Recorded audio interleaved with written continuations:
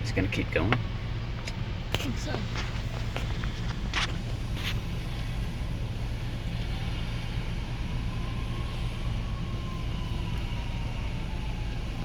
Did it stop? I don't think so. Should be coming around this truck at some point. It's that same guy that was down there by St. Ferdinand. Hey, Mr. Fluorescent Public Works.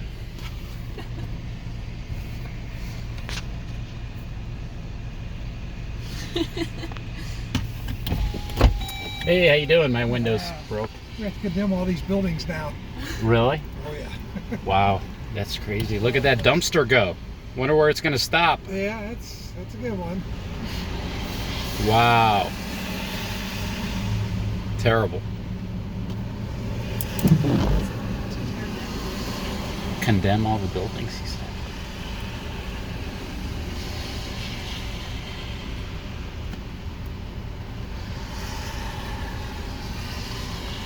Are you like going around and assessing damage and stuff?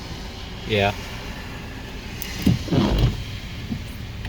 Yeah, we saw on the news that, actually my daughter's friend sent pictures of the chimneys underwater there. I was like, we gotta look at this. So crazy, man.